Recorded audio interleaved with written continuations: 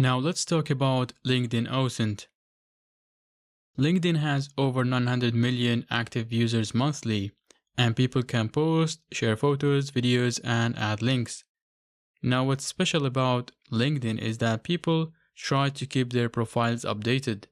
It's not like Facebook, because if a company wants to hire a certain person, then they'll always have a look at their current position, their past experiences, etc.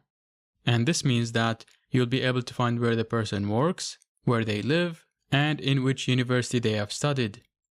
So the first thing that I would like to show you is search filters that will help you to find the person quicker and will help you to narrow down your search.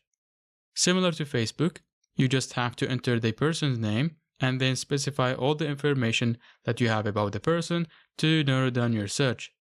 For example, if you have searched for John Smith, then you'll get hundreds or maybe thousands search results. But once you specify the country, city, the university, etc., you will be able to refine your search and only find the person that you're looking for.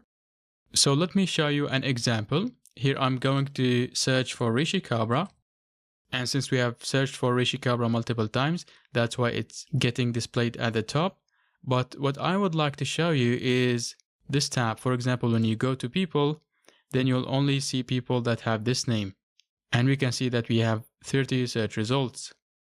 Now, since we know that Rishi Kabra lives in Kolkata, I'm going to specify the location to be India first. And then I'm going to say show results.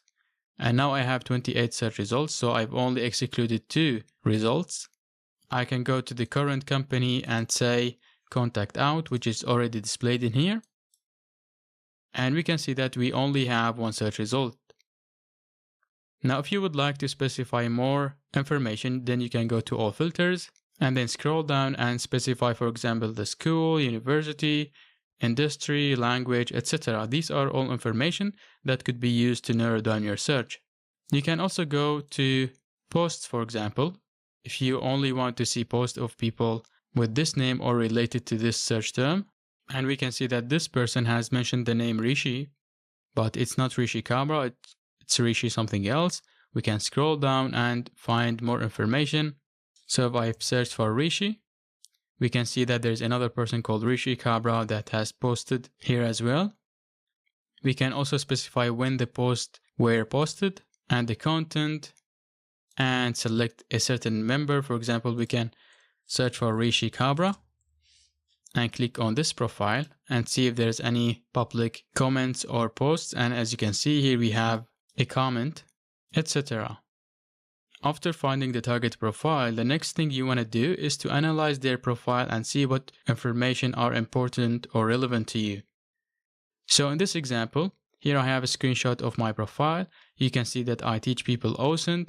You can see my website and how many followers I have and the country that I am in. We can also click on contact info to find any additional information, for example, an email address or date of birth, etc. Now let me go to Rishi Kabra profile because we already have gathered this before. As you can see here, it's already in our notes. And we can see that he's a product manager at Contact Out.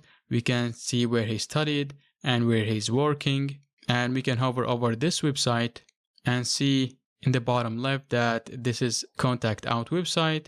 We can see the number of followers and the mutual connection between me and him. And if I clicked on contact info, then I'll be able to find some additional information. He only added his birthday without the year, but we have already identified in which year he was born when we performed Facebook OSINT. You can also read the biography about him to gather more information.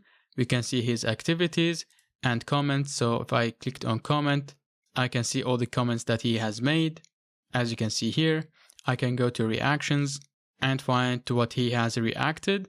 And I always like to go through the posts, comments, and reaction because this will tell me if the person is actually using their accounts. So if I see that he supported this article or this post 2 days ago, then this will tell me that he's active on his LinkedIn account and he's liking, supporting posts, etc. one of the coolest things that I really find about LinkedIn is that LinkedIn allows us to download the person's profile very, very easily. So you don't have to open an Excel spreadsheet, copy data, paste data, clean the data that you have copied, etc. You can basically click on more and then save to PDF to download the person's resume or profile. So let's come back to Rishi Kabra account again.